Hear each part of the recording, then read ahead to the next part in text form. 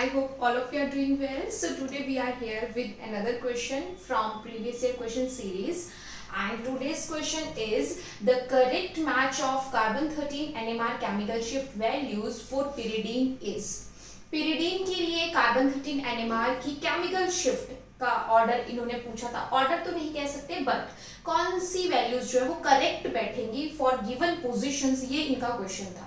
तो यहाँ हमें केमिकल शिफ्ट देखने के लिए, क्योंकि हमें नॉर्मल अगर हम केमिकल शिफ्ट कंसेप्ट की बात करें तो हम क्या कहते हैं, हम कहते हैं कि हमारे पास शील्डेड और डीशील्डेड दो तरह के रीजन्स होते हैं. शील्डिंग जोन या प्रोटॉन्स की बात करें या कार्बन-13 न्यूक्लियाई की बात हो रही है तो एक हम कह सकते हैं यहाँ पे कि एक जोन है हमारे पास डीशील्डिंग और एक हमारे पास जोन है शील्डिंग.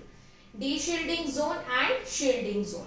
तो जो हमारे पास डीशील्डिंग जोन है मतलब वहां पे आप कह सकते हो कि इलेक्ट्रॉन्स की जो डेंसिटी है या इलेक्ट्रॉन्स का जो वहां पे रेशो है वो थोड़ा सा कम है. यानी इसे हम मानते हैं इलेक्ट्रॉन डेफिशिएंट रीजन. जहां पे इलेक्ट्रॉन डेंसिटी कम रहती है वो डीशील्डिंग जोन में जाता है सिग्नल, और जिस न्यूक्लियाई के पास इलेक्ट्रॉन डेंसिटी ज्यादा रहती है या इलेक्ट्रॉनिक एनवायरनमेंट काफी अच्छा रहता है उस केस में हम सिग्नल शील्डिंग जोन में देखते हैं. तो इसे हम मान के चलेंगे इलेक्ट्रॉनिकली रिच रीजन.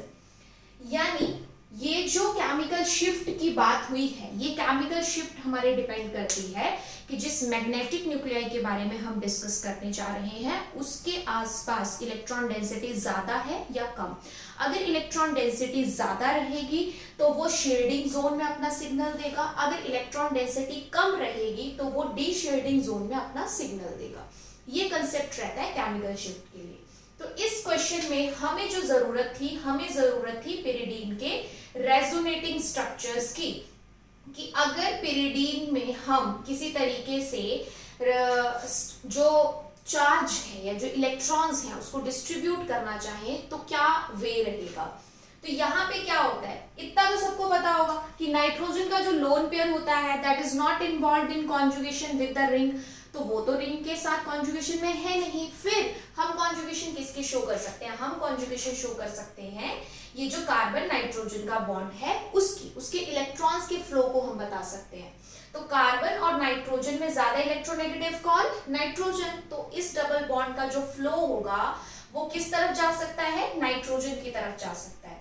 और अगर नाइट्रोजन पे पॉजिटिव चार्ज आएगा तो कार्बन पे कैसा जाएगा, नाइट्रोजन पे अगर नेगेटिव चार्ज आएगा तो कार्बन पे कैसा जाएगा, पॉजिटिव चार्ज.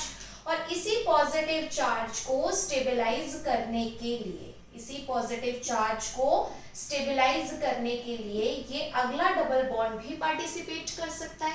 और अगर नेक्स्ट डबल बॉन्ड पार्टिसिपेट करेगा तो हमारे पास जो पॉजिटिव चार्ज है वो कौन सी पोजीशन पे आ सकता है, वो इस फोर्थ पोजीशन पे भी आ सकता है. मैंने फोर्थ क्यों यूज किया, क्योंकि इन्होंने क्वेश्चन में हमें ये पोजीशन बताई है सेकंड, ये थर्ड, ये फोर्थ.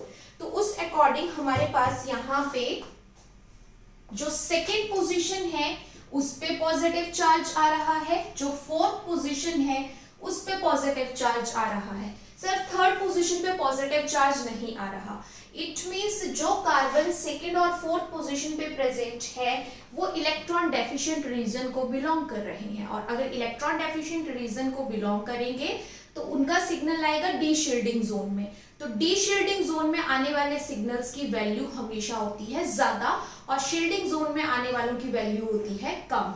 तो यहाँ पे डी शील्डिंग जोन की हायर वैल्यू देखने को मिलेगी हमें केमिकल शिफ्ट के लिए, और जो शील्डिंग जोन होता है उसकी केमिकल शिफ्ट वैल्यू हमें देखने को मिलती है लोअर.